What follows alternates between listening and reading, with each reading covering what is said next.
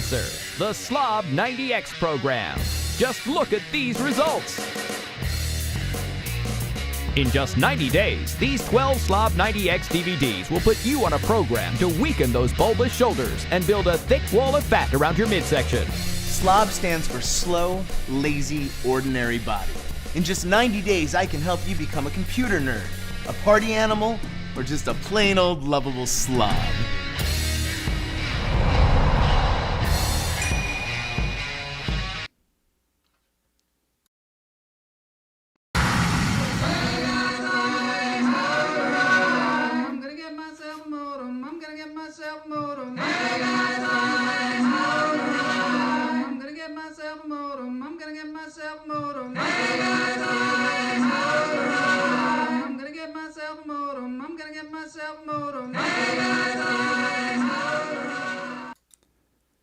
All right, welcome to Lunch Therapy. This is Joel Marshall, your host, and this is Interview Friday. Today we have a great guest. We have Chris Keene on the show, sharp-witted comedian here in Los Angeles, on the Los Angeles scene, but also touring the country, opening for Jimmy Dore. I think you're going to really appreciate him. I wanted to say at the top of the show that there is still a chance for you to get into the joke writing contest. There's a thing, 30 days. Dean Lewis is doing a thing where every day for 30 days you write a style of joke. He sends you a style of jokes, tells you how to write those jokes, and then you send him 3 jokes in the email, and then he critiques them, which is a lot of work for him.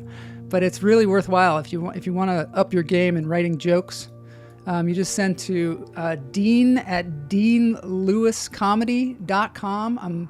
Boney, can you call up the promotion? I don't know what's going on with Boney. I think he's passed out. I guess I'm gonna have to get it myself. Dean Lewis, Rocktober. You can write up to 90 new jokes. If you stick with it and every day you write, it costs $199, which is a bargain, because he also gives it like a Zoom workshop every Saturday where he checks in with everybody and we talk about that. And if you're a comedian, it's so useful to understand joke structure, and this is a really good way to get involved in that. Anyway, there's my little plug. We don't get anything from that here at Lunch Therapy except a lot of funny comedians. Yeah, Boney had a hard night. Boney is my assistant. It's a plastic skeleton. He is dead, so he is not concerned about being addicted to substances. So he's always, partying all night, and so sometimes it makes it hard here at Lunch Therapy. But we press on with the help of our Patreons. I want to say thank you to all our Patreons out there. Patreon.com/Joel Marshall is where you go to donate to the show. This show is fueled by hummingbirds like Howard Aronin, Mike Knox, Todd Lee, Kamala Lopez, Liz Lopez, Robert Lopez, all the Lopezes, Jay Patterson, Ivy Palma. I should have these memorized by now. Pam Palmieri, Neil Phillip, Sethward. Let's see if I can guess the next one. Jason Edelman, Mary Marks. Just go there, sign up. Someday you might even get a lot of cool perks when we become rich. Because, that's where we're headed, of course, here. It's all about money here. Whoa, plastic? No, a real skeleton, not a plastic skeleton. It's a beautiful background. Maybe you're talking about this one here. Yeah, it's an endless hall of Buddhas. That's what people like to refer to our show as. The show is an endless hall of Buddhas. That's right. That's our tagline. Lunch Therapy, an endless hall of Buddhas. Now for breathing.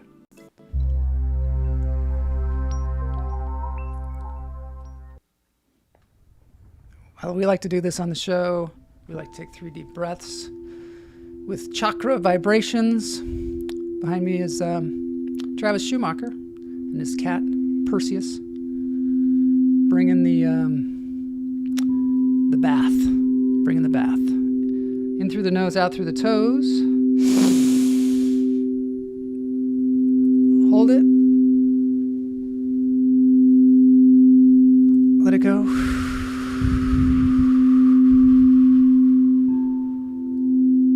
Shake it out. In through the nose, out through the toes. You too, Boney. Hold it. Let it go.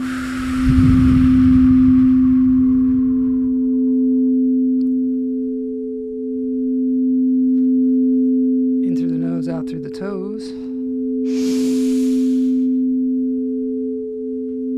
Hold it. Let it go. I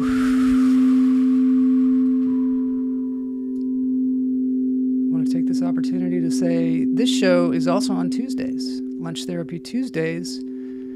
We do a contest. Trivia Tuesdays. You can play right from the chat room. You can win $15 this Tuesday. If there isn't a sole winner that Tuesday, it rolls over to the next one. Then it's $30. One time it was $40, $45. So come on by at noon on Tuesdays. But today is Interview Friday. And what we do is we interview, a lot of times it's comedians. Sometimes it's enlightened people. Sometimes it's degenerates. Today, comedian. All right, first we're going to watch some mushrooms play a handpan. I know, it seems impossible, right?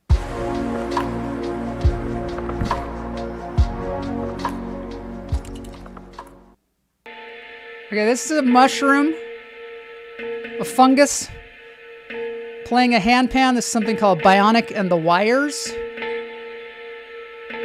What they do is they hook up, and I'm just going to explain, I'm not a scientist, but they hook up organic matter, in this case, mushrooms, to a special, very sensitive device that then moves these, I don't know, drumsticks and hits the handpan. But it's all from the electricity given off by these mushrooms. There you go. Nature playing a metal pan. I bet you didn't know you needed that today. All right, let's get into this thing. This is Interview Friday. That was odd. That was very odd, but interesting. We have had some other people on the show before who played music using organic material. Seems to be a trend. I don't know. Might not be for everybody. I don't know. Might be for everybody. Maybe it is for everybody. We'll see. We'll see how that develops. And you'll see it right here on Lunch Therapy. Today, we've gotten off to a really roaring start today, so I don't know. We're just going to try and keep the momentum going. We've got one of the sharpest comedians in the up-and-comer comedian scene today. Sitting down, well, I'm standing, with Chris Keene. He is a sharp-witted stand-up, and he's also the co-host of the Chris to Chris podcast, which is a thing that he does where he talks to himself, I believe. We're going to talk about that on the show. He's a frequent opener for Jimmy Dore, comedian that travels around the country, and has his own show on YouTube as well. He is also the former lead singer of the acclaimed indie rock band Mean Creek. So he went from rock and roll touring to comedy touring in a very quick transition. Chris brings the same energy, humor, and originality that make him one of the most exciting voices in comedy today. So that's cool. And I met Chris, I believe, originally at the Fourth Wall here in Hollywood, which is a great place to go and do comedy. And I saw him recently at the Hollywood Comedy. And now I'm going to see him here today, and so are you. Ladies and gentlemen, Interview Friday with Chris Keene.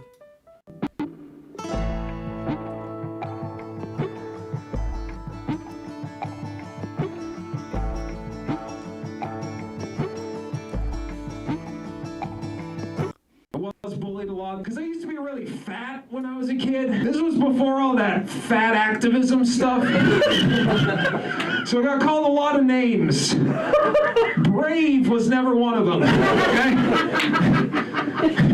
Tubby bitch, I heard that one. That one I heard. But I do consider myself a fat activist because I used to be fat and then I got active. Isn't that amazing? You never see any parades for fat activism. It's a movement with very little. Which is sad, because it's the one cause we could fully cure with enough marches. Well, let's get out there and end this thing, one foot in front of the other. Whose streets are streets? No more Uber Eats.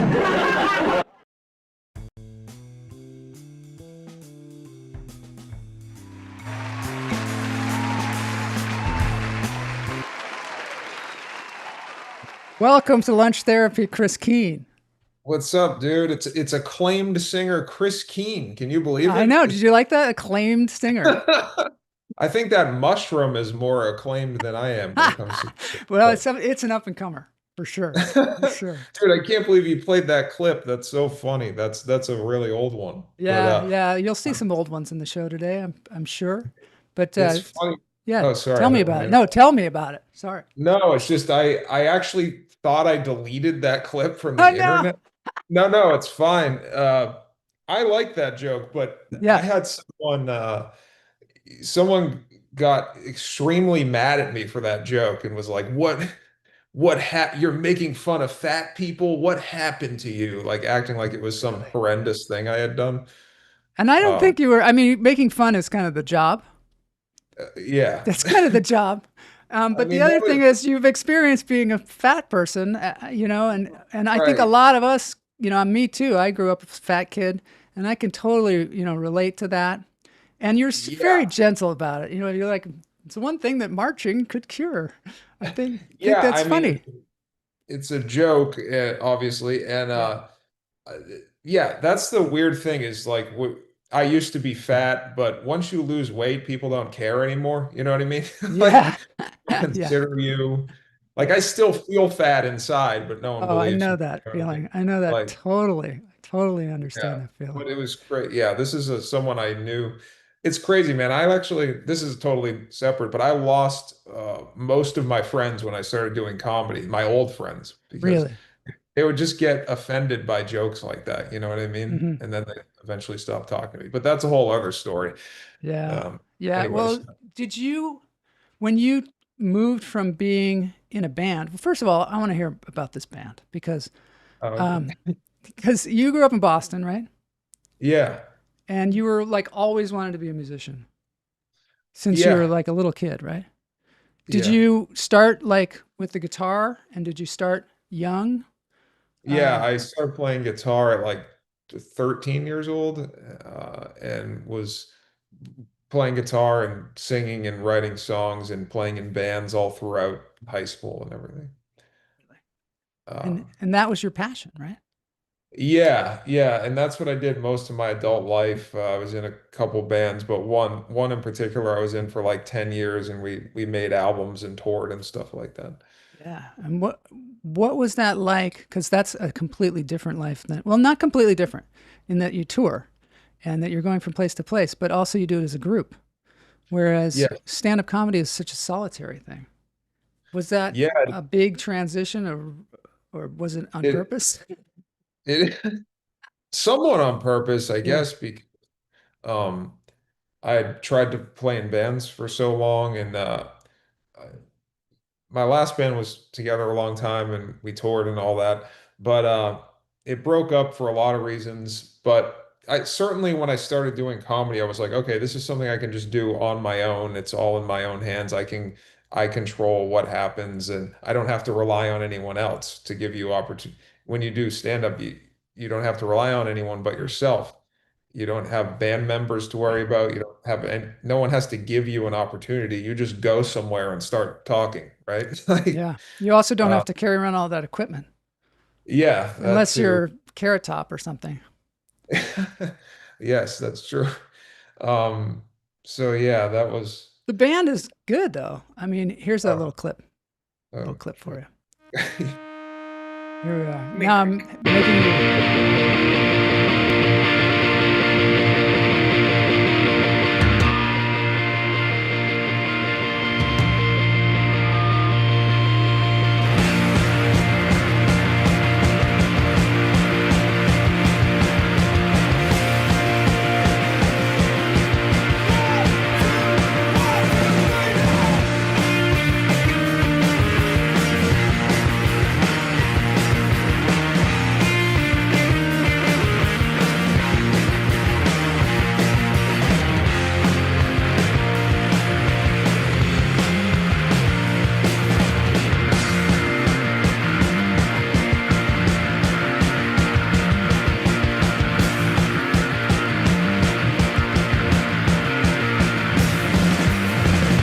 I got a secret I can't tell, but my love is slowly dying. She knows my heart oh so well. Okay, there's no easy way to get out of that.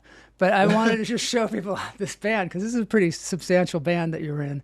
That's funny that you found that. That's very funny. Well, it's not hard to find. You guys No, had a yeah. lot of music videos, and it's really great stuff. Oh. What broke up the band, or was it? Um, Tell me. We had been a band for 10 years. We made like 4 albums, toured. We did some really good tours opening for bigger bands.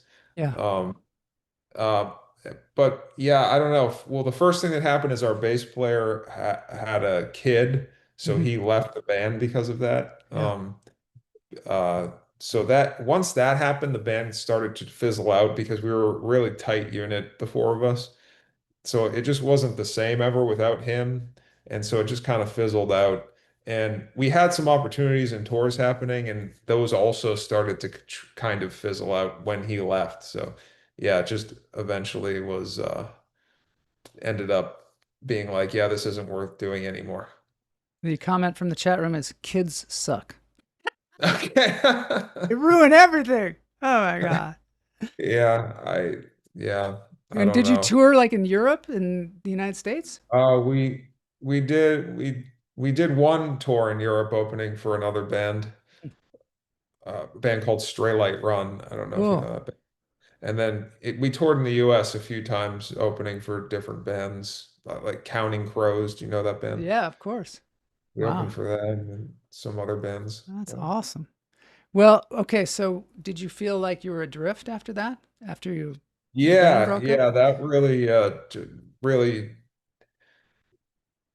changed my whole life when that ended, and I didn't really know what to do Yeah. because that was my whole life forever. Yeah. Um, it took me a long time to figure out what to do after that. Um, yeah, I didn't even start doing comedy until probably 4 years after that ended. So, um, yeah, I want to ask you one question that just came into my mind. How did you yeah. lose all the weight? Because you were like a little kid, and you said at one point you're Dude, like, I still need to lose weight. It's driving me nuts, dude. I I try to eat well and I go to the gym every day, but it's just I don't know. I mean, I'm old now though, so maybe that's why. You're not Um, old. Don't count yourself old yet. Matt Wright says he can relate. He was also in a great band called Gas Huffer back in the day, and oh, I feel he like I also heard that. you probably have. They were like in the grunge period, and they were Oh, like a punk band, really great band. You should look it up if you oh, get the chance. awesome. But yeah, like after being in a band like that, like you were in, so 4 years. What did you do during that 4 years? Were you in Boston or were Uh, you here? yeah, I was in Boston. I was between Boston and New York. I was trying to leave Boston. So I was trying to save up money in Boston and then move. Hmm. But I actually did that like at least twice before it actually worked, because I'd move and try to find a job, couldn't find a job, then I'd move back to Boston because it was, yeah. And then Yeah. I finally made it work. I moved here. I was like driving Uber full time here. What a Uh, nightmare. so, yeah, it was bad. And then COVID happened. Oh gosh. And then after COVID is when I finally got hired for the job I have now. But So how did you start? Did you just hit the fourth wall, or where did you start doing your stand up? And had you ever uh, done it before, like when you were in the band or before that? no, I never would have even fathomed doing it. Um, Really? Not even fathomed it. no. Uh, we used to listen to stand up in the van on tour. We'd listen to Bill Hicks Hmm. and Mitch Hedberg, and we loved that. Um, and but I never thought of doing it. What happened, and I hate talking about this for some reason because I find it humiliating. I don't know why, but I went to like this. I was just trying to learn about acting for like a year. Hmm. So I was taking some acting classes at this place. And they suggested that the best way to, or sorry, they suggested that a good way to be a better actor is to do stand up. Like it makes you a better actor, they said. So I went to do that, and I liked it way more because, like I said at the beginning, like you're not waiting for people to give you any opportunities. You know what I Hmm. mean? With stand up, with Yeah. acting, you're sitting around waiting to see if someone likes you or something. Like with stand up, you just, oh, and you write your own stuff with stand up, which Yeah. I did in the band. So actors aren't writing unless they're writing their own screenplay or something. So I liked it more because I was writing my own stuff and I could just go do it. I didn't have to wait for permission from somebody. Were you used to some kind of writing ritual during the day? Like, what was your way to get those creative juices flowing? I'm still trying to figure that Yeah. out. Yeah, I don't know. It's different every time. The best how Matt in the chat just brought up the Jerky Boys. That's Yeah. funny. I haven't thought about them in a And long. Neil Hamburger. Wow, Neil Hamburger. That's cool. I like him too. Um, Um, that's interesting. uh, Yeah. yeah, So I I guess that's forgot a what. band thing, listening Oh, to probably. comedy in the van. Yeah, if you're on a long drive, I guess it's a good thing to listen to. Yeah. So anyway, so we were talking about how you say you're still working on writing Oh and yeah, some kind of way to like keep the creativity flowing. That's one of the things we talk about on the show a lot because I think that's probably the most difficult part of being a stand-up. Once you get past the any nerves or whatever it is about standing up on stage just by yourself talking into a microphone, then it's like I better write some material because yeah, every gig you want to you want to be working something new in there. yeah. I'm always writing new things, but the problem is like 95% of it doesn't work. So, so, but I don't know if that's how it works for everybody, but it just takes a lot of time to, at least for me. Um, yeah, You're really sharp. I mean, I got to say that was the word that came to my mind about your comedy is it's very sharp, very pointed. Sometimes it goes into political areas, which is really I yeah. like People to get see people mad talk about about that. politics. I like to see that happen, even if I don't agree with them. I like to see Yeah, see it. that.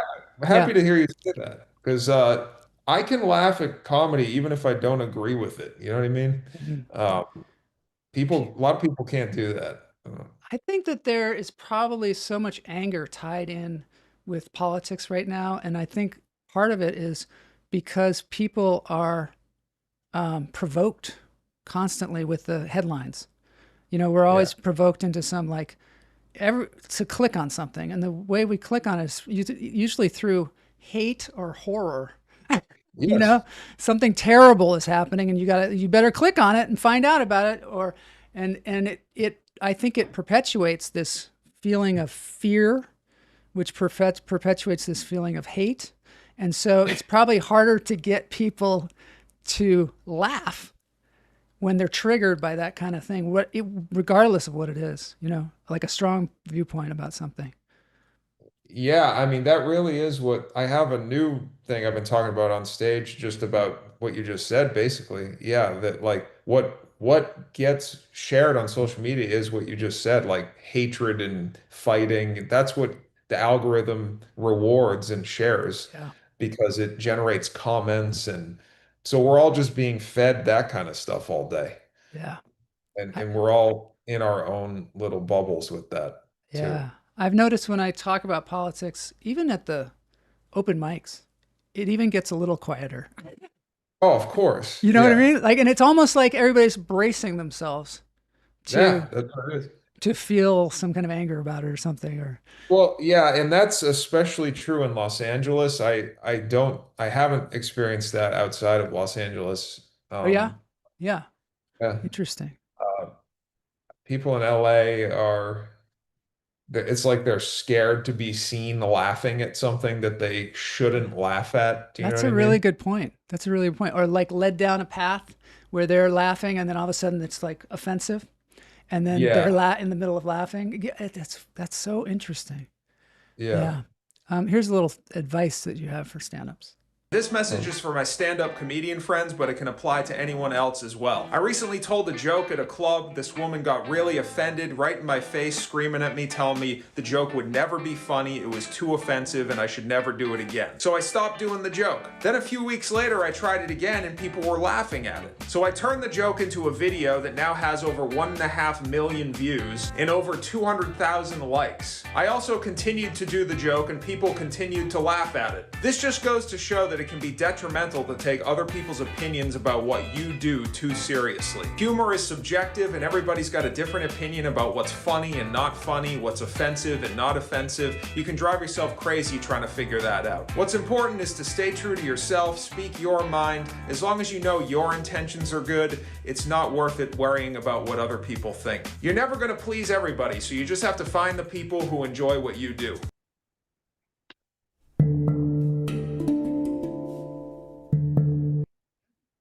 That is such great advice. It really sums it up. Thanks, dude. Man, you're pulling out all these old videos. I Yeah. forgot I even recorded that. It's funny, but it's Funny. great. Like that's something I, need to look at again sometimes, because you end up dropping stuff, especially like jokes that are not completely fully formed. You end up dropping them because somebody says something. I noticed this, and it took me a long time in life to notice that I was picking up things that people say that they weren't even saying to me, just to each other, picking it up and like taking it as if it was fact, giving them much more credit than my own intuition or my own, impulses. And then you Yeah. end up shutting it down. Sometimes people will stop doing something just because of something they overheard. Yeah, I've done that. Yeah.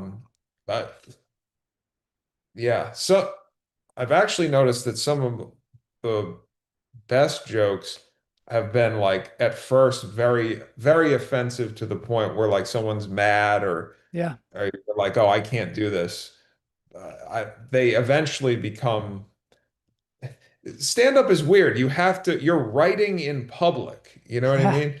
Well, like you write at home, obviously, but you're figuring it out in public. There's no other art form where if you're writing a song, you're not sitting in front of an audience doing your Do you guitar. like it? Do you like it? Do you like it Yeah, yet? yeah. But with Yeah. stand up, you have to go embarrass yourself. And so a lot of the ideas can be very offensive because they're not, at first, I mean, when you're Yeah. working them, because you're not, you haven't figured it out yet. Yeah. You're trying to figure out what it is you're trying to say and how to make it funny. So it can definitely come across the wrong way. And Uh, you're also sort of like, especially at open mics, you're sort of improvising on a topic. Maybe even some, you're ranting about something. And so you yeah, don't always know what's going to come out of your face. And I mean, if you're a pretty good person, you probably are okay, but every once in a while stuff comes out of you that you're like, oh yeah, no, I didn't realize, like you were saying about the that bit at the top. You don't know exactly how that's going to affect people until you yeah, do that it. was wild. Yeah. Yeah. I hadn't talked to this person in like over like 2 years, Yeah. and he randomly commented on my video being like, "What happened to you? You're an asshole." Like it's like what? We haven't That's the talked in worst. Comments are the worst too, because you're like, they really seem to stick sometimes. Yeah, I've gotten so many of them. I'm somewhat becoming immune to it, but Tell me I, about that, what you do, because you've been doing comedy for a number of years now. and you're also getting out to larger crowds in different parts of the country. But you're also doing things online, and I see you're trying different things. Can you tell us a little bit about your exploration with online comedy? Oh, I don't know. I'm trying to think. I mean, when I started doing comedy, I was also making like videos online and stuff. At the same Uh, time. yeah, I did it all at the same time. So I've always made like sketches or podcast type things. They're Hmm. not podcasts, I guess. I don't know what they are. Just talk, talking to the camera type stuff. Yeah. And you, Or like you were doing a news thing for a little while. I think it was called Pretty Bad News. oh, that was me and my friend That Josh was pretty Shakespeare. cool. Yeah. What was that all Those about? were those were just like weekend update type jokes about things that were going on in the news. Yeah, Yeah, that was fun. We stopped doing it, but it was fun. I like that. And Uh, now, are you doing the thing Chris to Chris? no, I do. I guess I just do something called my own name, like the Chris Keene Show, where I'll just my friend has a podcast studio, so I go in there and just talk about stuff that's going on, and then make clips out of it. That's cool. Uh, and yeah, I don't know. Um, Sometimes they're humor based, sometimes it's more just commenting on something. Here's one that's Um, kind of relevant that you did recent. I don't know if this is recent, but check this out, okay. people. Cancel culture doesn't exist. Freedom of speech isn't freedom of consequence, and we should silence disinformation. Silencing people is a violation of free speech. We live in a fascist dictatorship. Silencing people is a violation of free speech. We shouldn't live in a fascist dictatorship. Freedom of speech is not freedom from consequences. We need to silence disinformation. Oh my god. Oh my God. We're both hypocrites.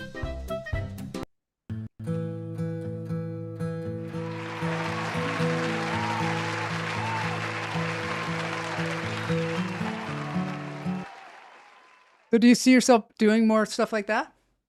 I've done a lot of stuff like that in the past, and yeah, I'll probably do more of it. People got very mad about that one. Did they?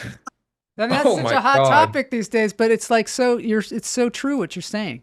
Well, the past couple weeks depressed me so much politically in the country, just Mhm. watching people just be, in my opinion, just total hypocrites on these issues. Like, one side just saying the exact opposite of what I thought they had been saying the whole time. You know what I mean? Yeah. Um, You really made and me think. I got to say, you really made me think with that, because oh, like Kamala's saying, it's so true. Because I was like, I think maybe at some point, yeah, definitely at some point, I got well into the like idea of canceling people for what they okay. say. Like, I mean, and I got a little bit righteous about that. And now Um, you really put that in perspective for me oh, well, in a way that maybe the news is not putting into perspective for me. yeah, I mean, the news is just there to divide people, in my opinion. That's how they get same thing. That's how they get ratings, is Yeah, to get people mad, and people are just hate watching the news, they are. They are. I Same thing with social media a lot of the time, because that's what you get fed on with your algorithm. Mhm. And don't you think that it's a feeling of righteousness that we're looking for? Yeah, I think a lot of people Like, it what do we may get out of all this hate? What do we get out of it? I don't Huh? know. I mean, a lot of people, I think, fall for that, but so do I, I'm sure, in my Yeah. own way.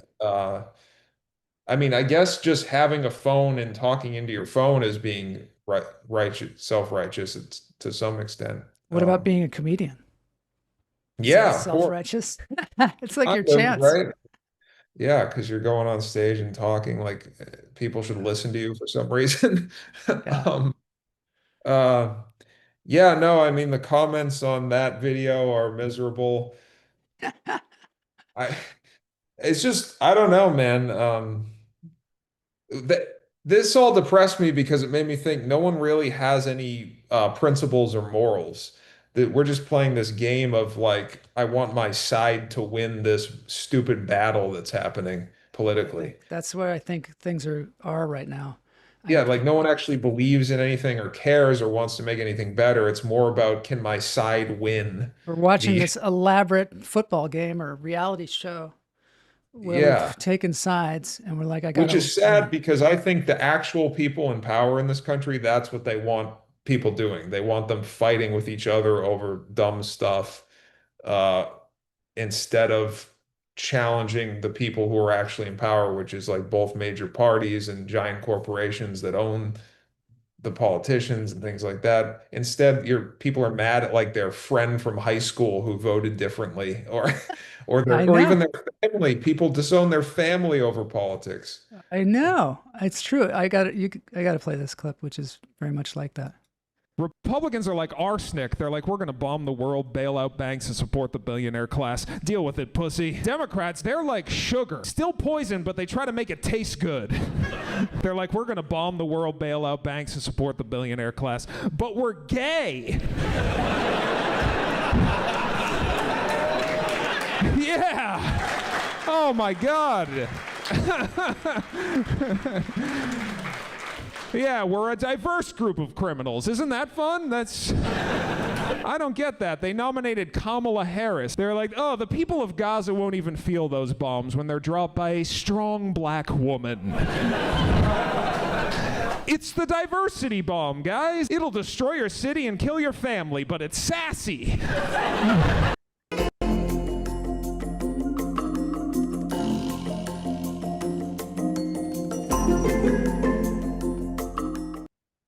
So we're getting some agreement in the chat room.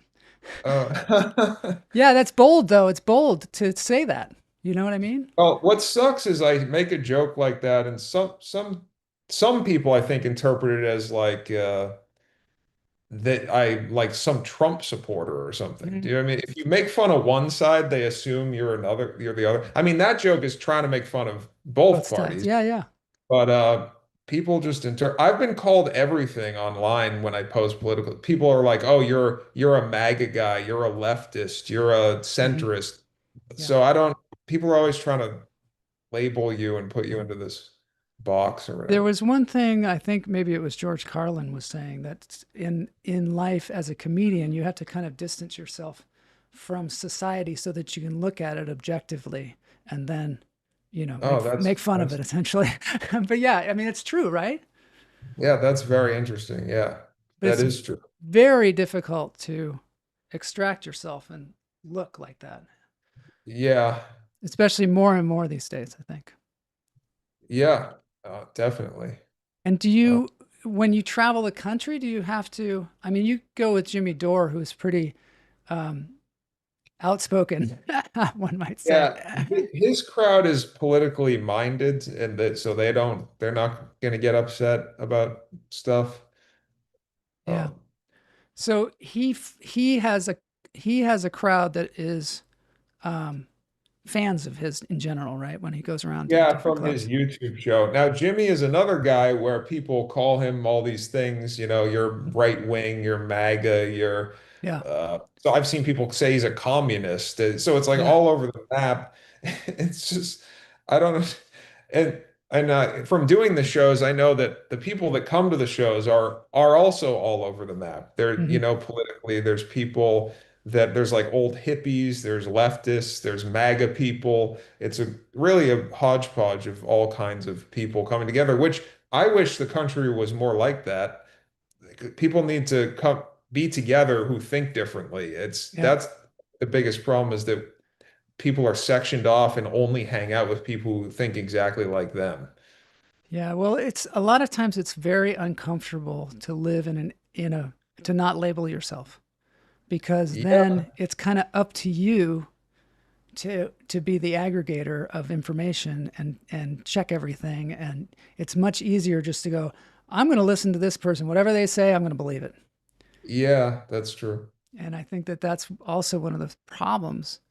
And then, so when you speak your truth, sometimes that makes people like that very uncomfortable, which is probably the majority of us. We Yes. we watch Fox News, or we watch MSNBC, or we watch, or online, we watch particular people that are always coming right to us. And it's much Yeah. easier just to go, well, they're doing the fact checking. I trust that person. And I'm just going to say whatever they say. And I find myself saying things sometimes that it's just, I heard it from somebody and I'm now righteously saying Yeah. it. I, yeah, we all do that. I've done that. And when the Uh, fact is, I don't know shit. I'm not a doctor or whatever, you know, I like will say things that I just am adamant about that have to do with the medical field. And I don't freaking know, yeah, you know? I know what you mean.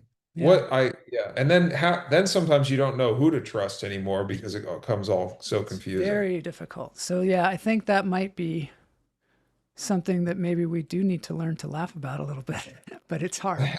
Yeah. It is really difficult. Yeah. Yeah. So what's coming up for you now? I have some shows coming up with Yeah. Jimmy Dore. We're doing Hermosa Beach, Sacramento, San Francisco, and then I'm doing my friend's show in the Belly Room at the Comedy Store. Cool. That's what's happening I like soon. it. I like it. I'm going to see if I can get the tour info here. Yeah. Let me see. Boney, can you still passed out?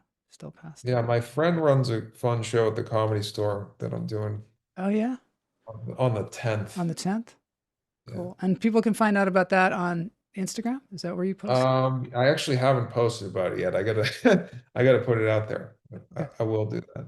All right. So there's the Jimmy Dore stuff. So what Oh, is yeah. it like opening for a comedian like that who's like a hardened road comic? I don't know if he's a hardened road comic, but It's those have been great because his crowd is in tune with what I talk about because I do a lot of political jokes, political satire.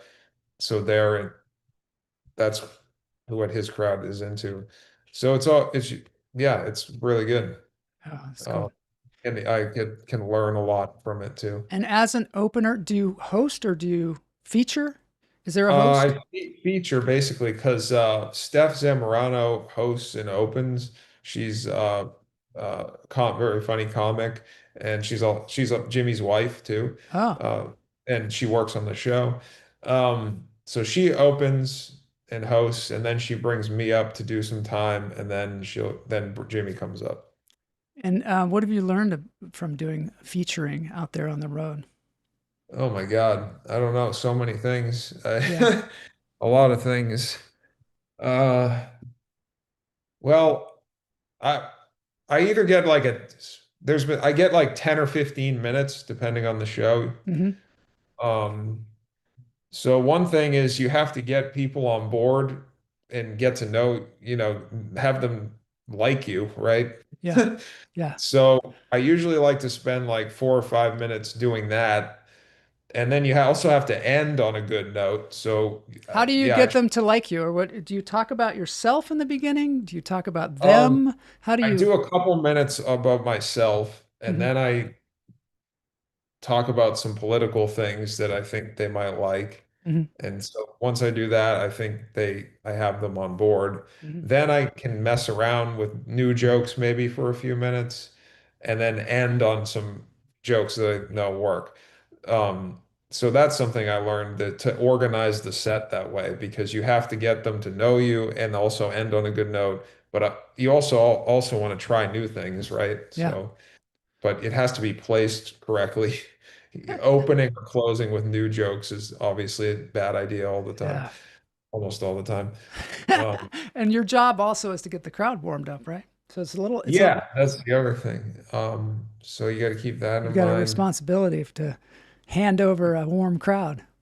Yeah, right. What are some other things I've learned? Uh, my mind is blanking. It's I don't okay. know. You know what's really interesting is your persona on stage is a little bit different from your persona in person. Like, Yeah. do you find that? Is that something you created? Is that something that, or maybe you're more alive on stage? You know, because you're very modest in person, very understated, just in my experience of you. And Oh, yeah. I think I saw you on stage long before I talked to you, which was just the other day, really, that we had a conversation.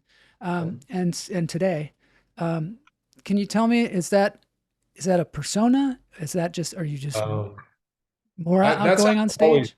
Yeah. that's go how ahead. I've always been for whatever reason. Yeah. I've always been, this is my personality, but on stage it was different, because I was singing in a rock band, so that would be a Yeah. lot of energy. And then comedy. I don't know. I just feel I'm able, it's a form of communication. Singing or doing stand-up is a form of communication. So I feel like I can express or communicate differently in that format. That's just how I am.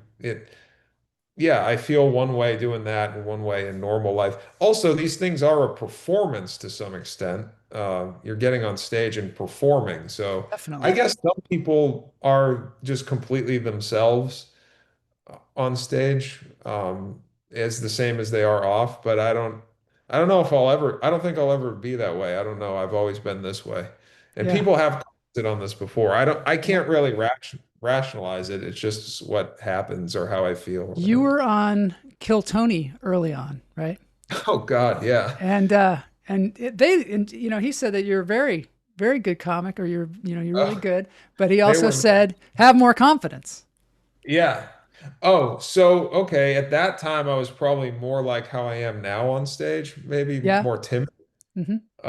Yeah, okay. So yeah, when I started, I was more timid. I had to figure out how to be confident and talk.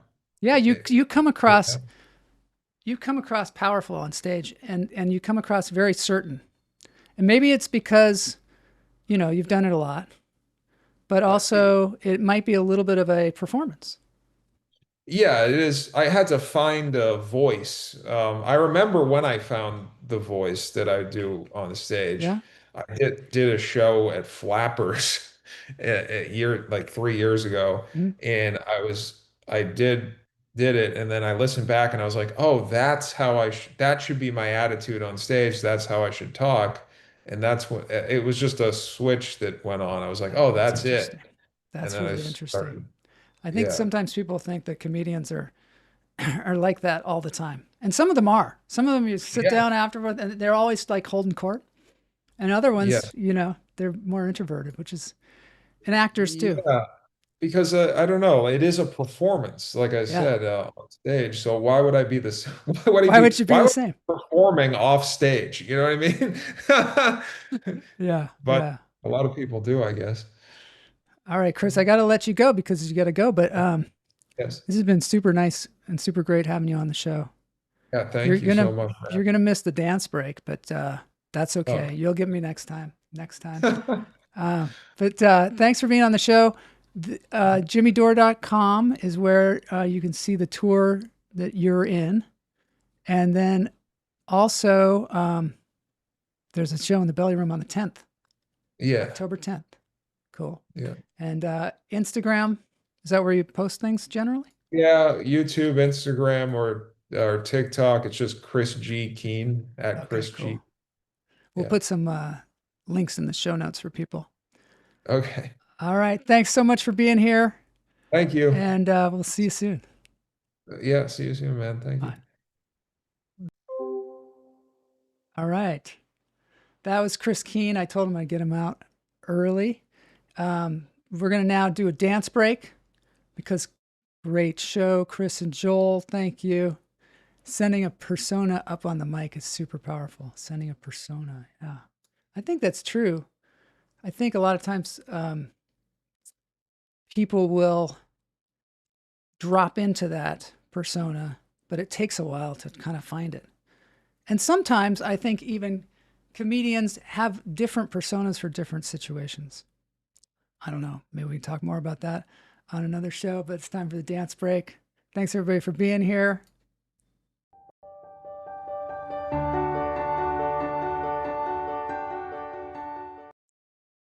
So because Chris is from Boston, I got the Boston foreplay. This guy's amazing. Brody Dolniuk.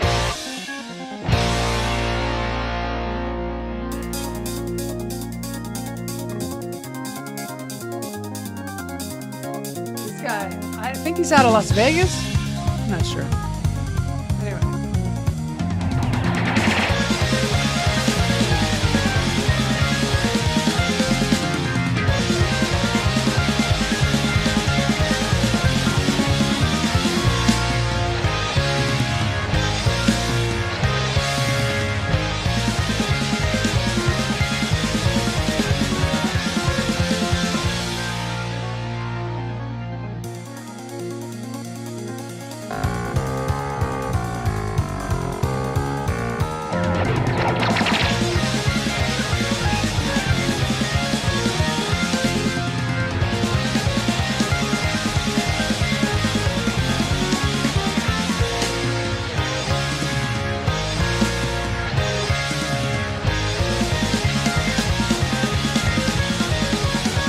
Definitely a show.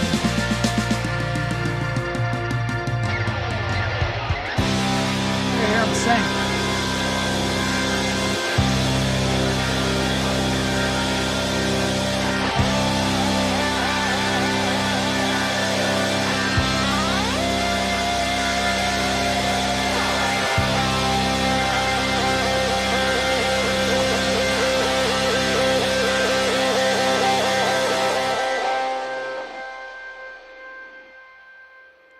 Get a little extra time here to listen to this beautiful rendition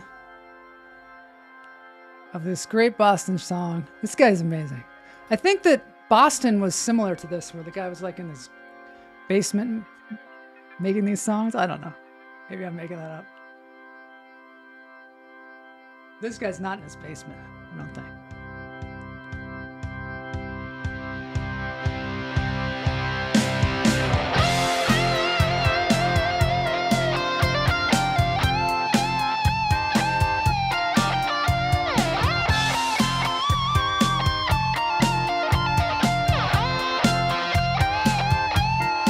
It's been such a long time. I think I should be going, yeah. Time doesn't wait for me. It keeps on rolling. Sail on that distant highway, yeah. I've got to keep on chasing a dream. Amazing, I've this guy. gotta be on my way. Wish there was something I could say.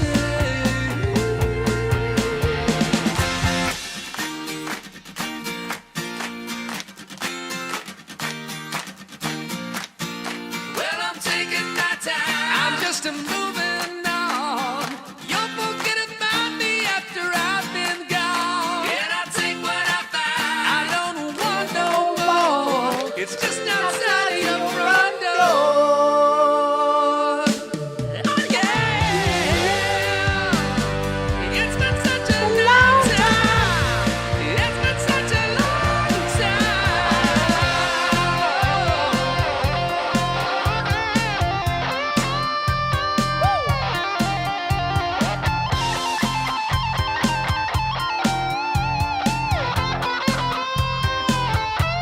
Well, I get so lonely when I am without you. But in my mind, deep in my mind, I can't forget about you. Oh. Good times, places that remind me, yeah. It's a time to forget your name and leave it all behind me. They're coming back to find me. All right, everybody. Thanks so much for joining us today.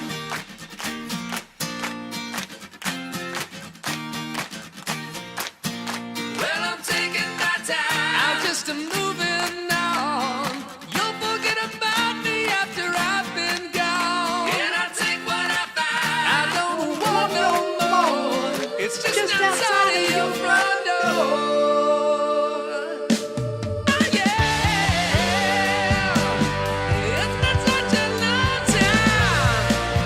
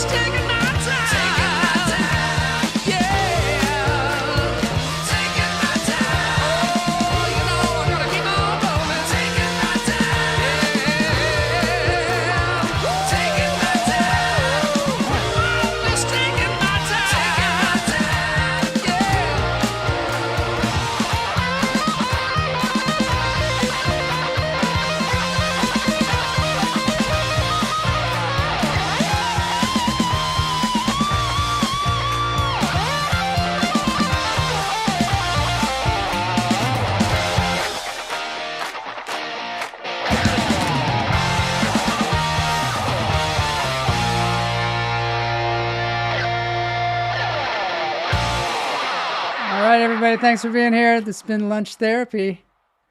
Special thanks. We're gonna ride till we fall. They say we got no future at all. Thanks for letting that one roll. Sure. They wanna keep This us one out, wants to can't play. hold us down anymore. Gonna ride till we fall. When we hit the bottom, nothing's gonna stop us. Climb to the top with you. We could be the greatest ones who ever made it. Yeah, I could be talking you. They're trying to hate, but we won't change anything at all. Oh, we're gonna rise till we fall. They think we just dropouts, living at a mom's house. Parents must be so proud, they know it all. They don't speak our language, they say we're too savage. Yeah, no, we don't give up anymore. We're gonna rise till we fall. We're gonna rise till we fall.